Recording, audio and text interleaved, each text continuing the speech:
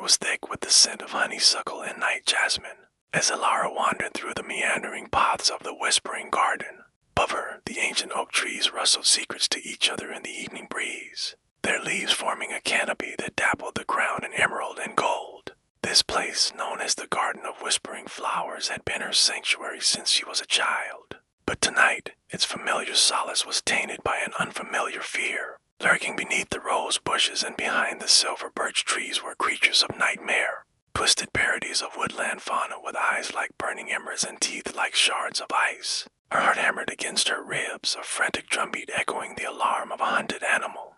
Had to get out, run to safety before they caught her. Suddenly, a gnarled hand shot out from the shadows, its fingers tipped with wicked claws that scraped against the stone path. The creature snarled, revealing rows upon rows of needle-like teeth, its eyes to burning coals in the gloom fixed on her with predatory intensity. With a choke scream, Elara stumbled back, instinctively raising her hands to ward off the creature.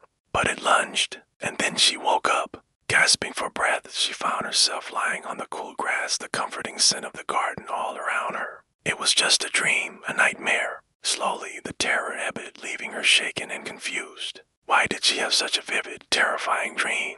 And what were those creatures? Elara sat up, rubbing the sleep from her eyes. As the first rays of dawn touched the horizon, painting the sky in hues of rose and gold, she realized she wasn't alone. Beside her, still fast asleep, was the boy. His face, usually so animated with mischief and laughter, was pale and drawn in the morning light. A sense of urgency tightened her chest. She needed to wake him, but how? Gently, she nudged his shoulder. Nothing, he was in a deep sleep. Desperation clawed at her throat. What if something happened to him? What if those creatures from her dream came for him? Then she remembered the elder's words. The boy carried the mark of both light and shadow within him. If only she could help him embrace the light. Suddenly, she knew what she had to do. With newfound determination, Elara began to sing.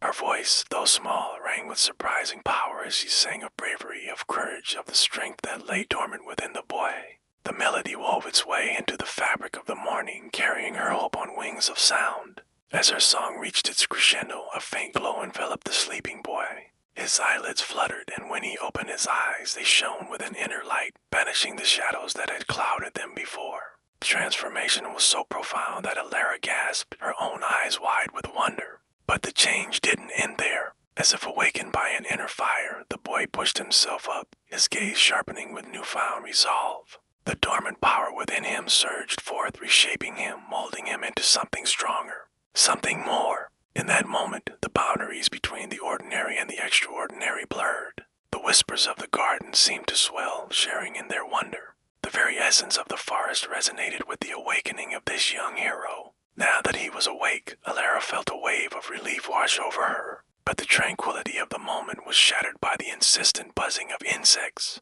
Looking up, they saw thousands of bees converging on them, their angry hum filling the air. Fear constricted Elara's throat. What had she done? Why were the bees attacking them? Then she remembered the prophecy, the one spoken by the elders around crackling fires, a prophecy that foretold of a great hero who would bring balance to their world, but also of a great peril that would come before that hero's rise. Peril that had taken root in this very garden. It was clear now. Creatures from her nightmares, the peril of the prophecy, it was all here in the garden. But why? Why was it targeting the boy? What did it want from him? Before Elara could grapple with these questions, a swarm of bees descended upon her, their stingers raised, their buzzing growing louder, more menacing. The forest around them, once a sanctuary, was transformed into a battleground. Elara cried out as the bees attacked, their stings burning like fire. Instinctively, she shielded her face, but there were too many. They swarmed over her, stinging, biting. In the distance, she heard the boy cry out, saw the fury in his eyes as he fought back against the relentless onslaught. She stumbled back, her vision blurring. Pain was overwhelming. As darkness closed in, she could hear the boy's enraged battle with the swarm. Hope flickered. Maybe he would be okay. Maybe he could fulfill the prophecy, bring balance to their world. But her fading consciousness held on to one final thought. This was all her fault. If only she hadn't sung, if only she hadn't awakened the dormant power within him, maybe none of this would have happened.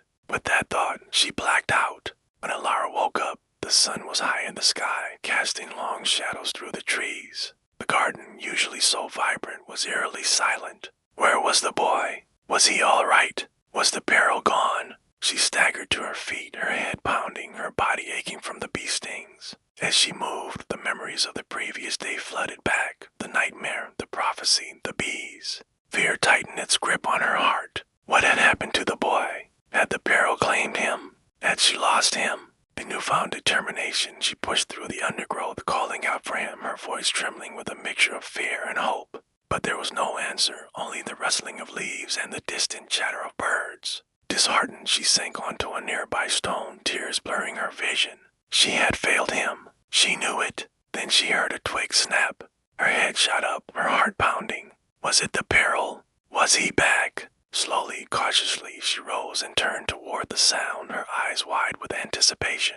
It was him, but he wasn't alone. At his side was a woman, her face kind, her eyes filled with understanding. Relief washed over Elara, quickly followed by a surge of anger. Why hadn't he come to her? Why had he faced the peril alone? Before she could confront him, the woman stepped forward, her gaze gentle. She looked at Elara, then at the boy, a knowing smile gracing her lips. In that moment, Elara understood. This was no ordinary woman. This was the guardian of the garden, the keeper of the ancient magic that flowed through these whispering trees. With a deep breath, the guardian turned to the boy, her smile fading, replaced by a look of grave seriousness. You have proven yourself, she said, her voice echoing with the wisdom of ages. You have embraced the light and banished the shadows. Prophecy is set in motion. Her gaze shifted to Elara, her eyes filled with understanding. You played your part well, little one. Your song awakened the hero, brought him to this moment. Asera looked from the guardian to the boy, her heart swelling with a mixture of pride and confusion. She still didn't understand everything, but one thing was clear, the peril had been defeated. For now, balance had returned to the garden. But as the ancient oak tree whispered tales of the hero's journey, Elara knew this was just the beginning. Their victory was only a chapter in a much larger story. A story that would take the hero far beyond the whispering garden, a story that would test him, shape him, and ultimately define him. With newfound resolve, Elara turned towards the rising sun, its golden rays bathing the garden in warmth. She had a role to play in this grander narrative, and she wouldn't stand in the shadow of the hero. She would walk beside him, her voice echoing his courage, her spirit matching his stride. Together they would face whatever challenges lay ahead, for they were bound by a destiny that whispered through the leaves of the ancient oaks, a destiny that sang in the gentle breeze, a destiny that bloomed in the heart of the whispering garden.